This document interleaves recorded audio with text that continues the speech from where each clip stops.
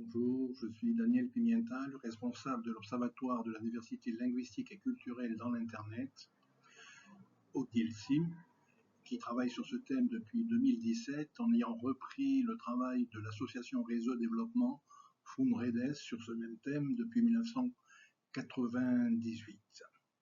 Je vais vous parler des méthodes existantes pour mesurer la place des langues en ligne, faire un peu l'inventaire et comparer ces méthodes, et à partir de cette comparaison, en tirer des conclusions sur quelle est la lingua franca de l'Internet aujourd'hui.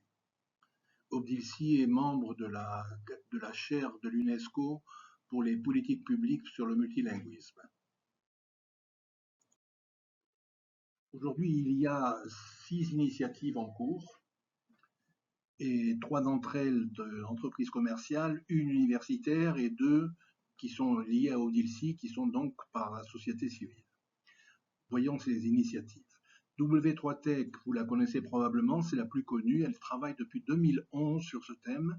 C'est une entreprise qui s'occupe de faire des surveys sur les technologies du web et elle a rajouté à sa liste de technologies quelque chose qui n'est pas vraiment une technologie du web, la langue. Donc elle mesure la langue des contenus.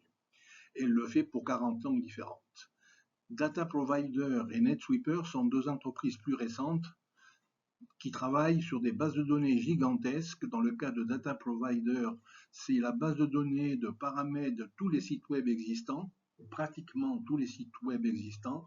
Elle a une base de données de 800 millions de sites web, desquels 99 millions sont disponibles et opérationnels.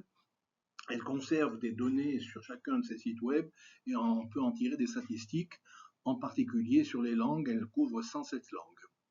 NetSweeper ne conserve pas les sites web, mais les pages web, et prétend sur son site web avoir analysé 12 milliards de pages web sur les estimés 50 milliards existantes. C'est assez extraordinairement énorme.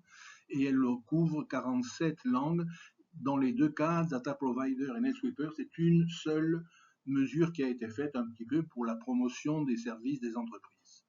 L'université Ionan grecque a fait un travail qu'elle a publié en 2020 en mesurant l'espace, la prévalence de l'anglais dans les pages web des sites des country codes top level domain de l'Union européenne, donc dans les sites des pays de l'Union européenne.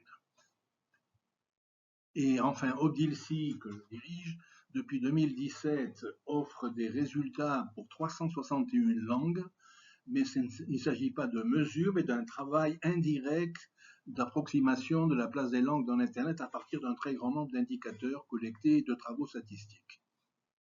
Et nous avons le projet de couvrir 141 langues cette année avec une méthode analogue à celle de W3Tech, qui travaille donc sur Tranco, qui est la liste des 1 million de sites les plus visités, mais à différence de W3Tech, en prenant en compte le fait qu'un site web peut avoir plusieurs langues, le multilinguisme.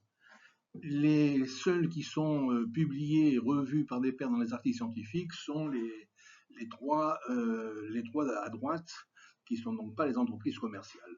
Les entreprises commerciales se préoccupent assez peu des biais, alors que c'est pour nous la majorité de notre travail.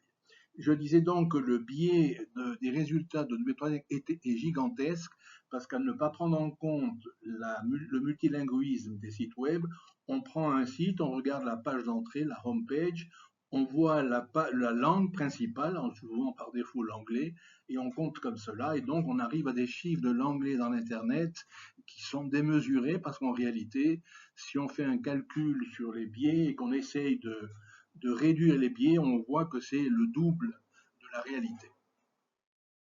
En tout cas, la visibilité et la renommée de W3Tech en fait une référence, j'allais dire obligée, mais vous ne devriez pas être obligé. Si vous êtes un scientifique, vous devriez préférer des données qui ont été revues par les pairs. Et si on regarde donc maintenant les différentes données avec leurs biais, on voit que si on divise les résultats de W3Tech et Data Provider, a le même défaut sur la mesure qu'elles ont présentée, mais elle a l'avantage extraordinaire de collecter également des données sur le multilinguisme qu'elle n'a pas encore exploité. et elle a eu l'amabilité de nous donner accès de courtoisie à sa base de données. Donc nous espérons dans les mois à venir pouvoir donner des chiffres sourcés sur Data Provider, mais sans le biais de multilinguisme. Et probablement aujourd'hui, on peut dire que l'anglais est entre 20% et 27% si on corrige les biais des mesures qui ne prennent pas en compte le multilinguisme. Dans le cas de NetSweeper, elle n'a pas le problème parce qu'en travaillant directement sur les pages au lieu des web, le multilinguisme est implicitement considéré. Elle mesure les langues de chaque page. Voilà. Si on regarde les autres langues, on voit qu'il y a un problème avec le chinois du côté de W3Tech qui le mesure à un peu plus de 1%, alors qu'elle est la première langue en termes d'internautes, en termes de pourcentage de personnes connectées. Pour le chinois, nous avons une mesure assez proche de l'anglais dans notre cas et dans le cas de NetSweeper. Et enfin, on a des différences selon les mesures. Donc, soyez prudents quand vous cherchez des données sur les langues, la présence des langues en ligne. Ne prenez pas la première réponse du moteur de recherche de votre choix. Vous risquez fort d'avoir une donnée extrêmement biaisée. Nous avons donc des plans pour l'année qui vient, pour l'année en cours, et nous espérons avoir des résultats intéressants sur le multilinguisme du web. Aujourd'hui, il y a une donnée inconnue du web qui est pourtant fondamentale pour le multilinguisme, c'est le taux de multilinguisme, c'est-à-dire le rapport entre le nombre de versions linguistiques existantes et le nombre de web total, ou si vous voulez, le nombre moyen de langues par site web. C'est une donnée fondamentale pour comprendre l'évolution des langues dans le web.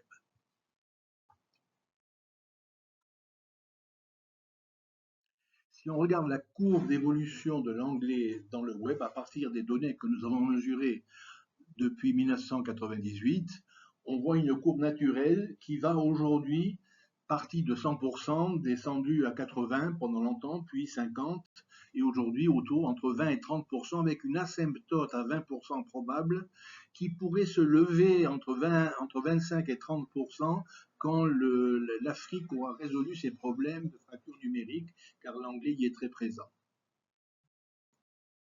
Si on regarde le nombre de langues aujourd'hui qui sont en ligne, on est passé de quelques dizaines de langues au début, surtout des langues européennes, à une courbe qui a cru sans arrêt, et aujourd'hui on pense être autour de 750 en utilisant les données d'Unicode.